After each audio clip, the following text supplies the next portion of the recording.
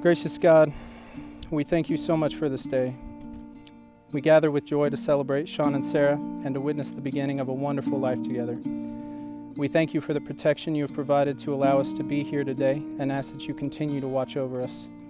I also pray that this same perfect love and protection will cover Sean and Sarah's marriage and that they will be blessed with all of the joy and happiness in the world for all of their days together. In Jesus' name I pray. Amen. Here we are. You made it. You guys made it.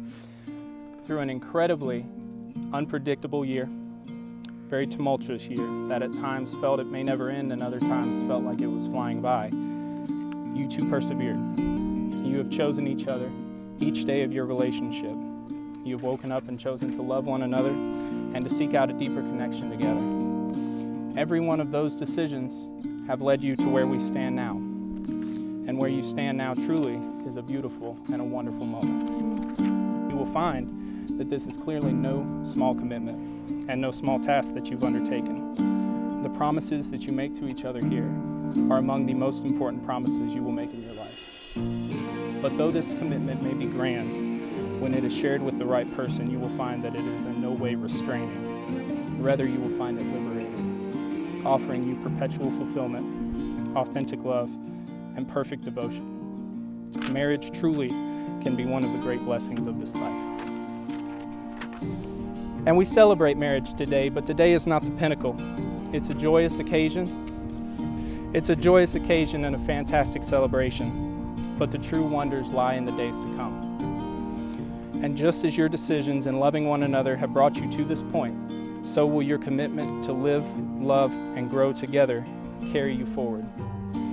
Each day, remember to be intentional to carry the love that you have for one another with you at all times, and never take for granted the blessings that come along with it. As you carry these promises and your love together, you will feel true joy, for you get to share this life with who you love, supporting each other every step of the way. I couldn't be more happy for this day. I've seen it coming, and I've been ready for it, and I'm so glad it's here. I had the good fortune of knowing Sean and Sarah both as individuals and as a couple for the past few years, and I've been so grateful for their friendship. So I think we all know Sean and Sarah, both nurses, and they met working in the trauma care unit at the hospital. Now early on, as we all knew Sean and Sarah, I don't think there was ever any doubt as to their bond together as friends and as nurses who worked together. But over time, it became obvious that there were more than just feelings of friendship between these two. It seemed more clear by the day that they belonged together. I remember one night in particular, a group of us went out to a piano bar, and I don't know the kind of conversations Sean and Sarah were having around this time, but I know that on this particular night, Sean had abandoned any pretense of subtlety. Everybody in that bar knew that he had some very strong feelings for Sarah, except for Sarah. Realistically, Sarah has a pure humility and a wonderful respect for others. She doesn't assume to know the feelings of those around her, even if they're on display as dramatically as Sean's were. She knows better than to speak for others or to form opinions or judgments without first stepping into the other shoes of the party. She seeks the good of every person and every situation, and yet somehow doesn't waver in her own beliefs and remains steadfast in her convictions. It's for reasons like this that I see her relationship with Sean as one with endless and exponential possibilities. Because if there is one person with a genuine nature that could rival Sarah's, I think it would be Sean. Sean is easily one of the most intelligent people that I know, but he is at the same time one of the most modest people that I know. Just as is the case with Sarah, Sean manages to balance these two traits in a very genuine way. He sets an example that knowledge doesn't have to be accompanied with pride, and that for one to continue to learn, one must remain humble. But this humility doesn't have to be meekness. He expresses himself and always has reasonable evidence to back his beliefs. But regardless of the conversation, I've never seen Sean turn a deaf ear to the opinions of others or to think himself too smart to be able to learn something from someone else. Sean does not allow himself to become complacent. He understands and respects the gravity of his responsibilities, which will be very important today. Life will bring many changes. Some will be wonderful and others will be difficult. But regardless of what the future holds, you will experience each and every day together. The promises you make to each other will carry you through every corner of life. And while you must remain aware and thoughtful of the changes that your other half may be experiencing, or the changes that you may be going through together, that which will never change is your devotion to the promises that you make here today and your commitment to your love for one another. On a final note, I want to remind you both of the love and support which surrounds you. We are all here today, some in person, some electronically, and more in spirit, to celebrate you and to support you. And we could not be happier for the both of you, because the strong partnership between two truly exceptional individuals surrounded by a community with love reveals the foundation for a truly beautiful and abounding life together. Sean, Sarah, you have come today to affirm your love and commitment to each other in front of your friends and family. Perhaps the most important part of today will be the vows that you exchange and the promises that you make to one another. So much more than simple words, these are the bedrock that you will build your marriage upon. They also serve as a guidepost, a place you can return to at any point down the road that will lend you direction and advice on how best to proceed in any given situation. Hold these vows in your heart every day with the very same sincerity with which you exchange them today. Sarah, we're here. We finally made it to this day where we pledge our lives to one another. It felt like it would never get here when we first talked about it, but despite our perception, time has been marching steadily onward to this day. All of our moments of saying, "I can't wait," while we waited and waited and waited until here we are, standing in front of each other and our families and God on ground that is special to both of us, to proclaim our love and pledge our lives to each other. Sean, I'm so excited to be standing here in front of you, about to become your wife. I think we can both agree that we did not expect to meet our future spouses at general orientation as new grad nurses. Reflecting on how we've come to this moment in our journey together seems to be one of those subtle lessons life provides for each of us. The moment we started was October 16th, 2017 at Mission Hospital General Orientation. And in that moment, we definitely did not think of anything past a friendship. We both sat up at the front and learned we would be co-workers together on trauma care. However, with time, we grew closer, and I valued your friendship and cheeky sense of humor more and more. Spending the next few days together, seeing your passion, intelligence, and competitiveness gave me the feeling of this is a good person to be around. I remember moments on night shift when things were quiet and we could talk about life and all of its complications.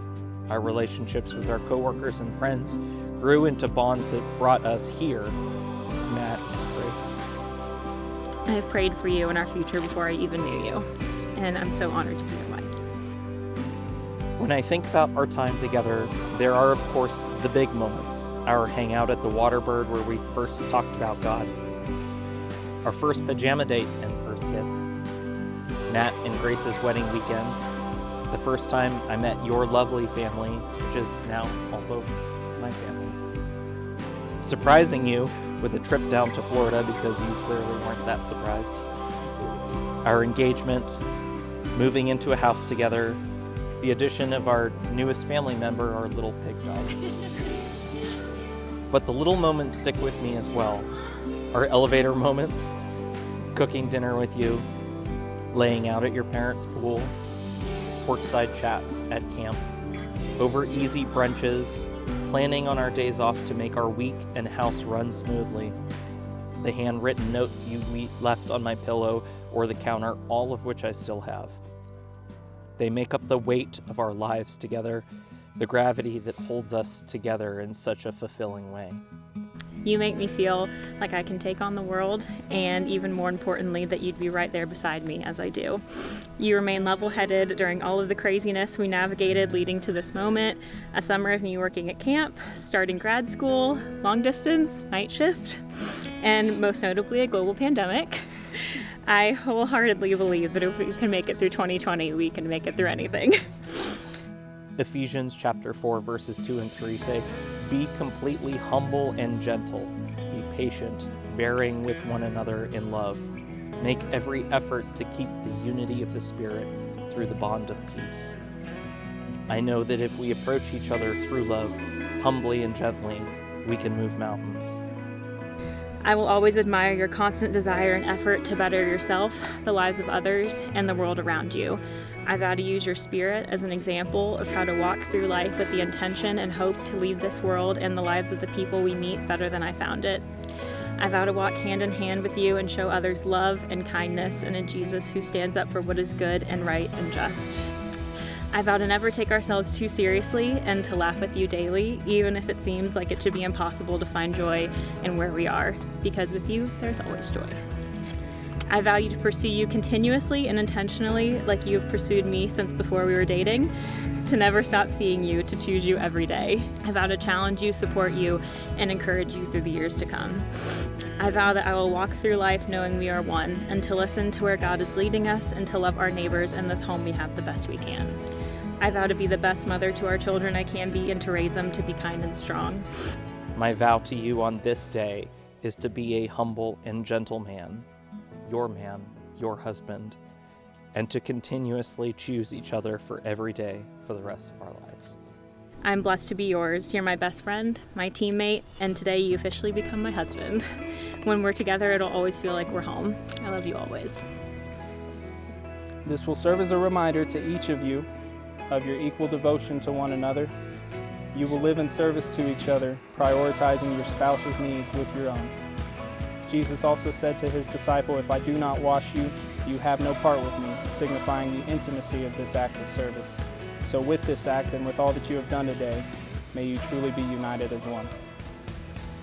The power vested in me, I now pronounce you husband and wife. You may kiss. Together we'll rise, we'll face our fears, the rising tide. Oh, we'll keep pushing on, hand in hand, we'll carry on, carry on. Yeah. Oh, carry on, whatever it takes. Oh, carry on, we're fighting for today. Whatever life brings, we're ready to face. Oh, carry on, yeah, yeah. Oh,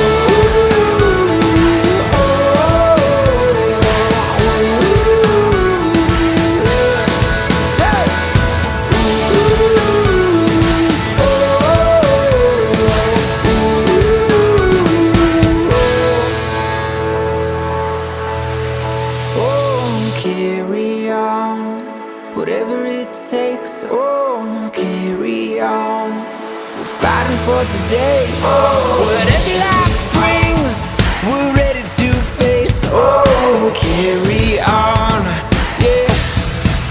Oh, carry on, whatever it takes. Oh, carry on, we're fighting for today. Whatever life brings, we're ready to face. Oh, carry on, yeah, yeah.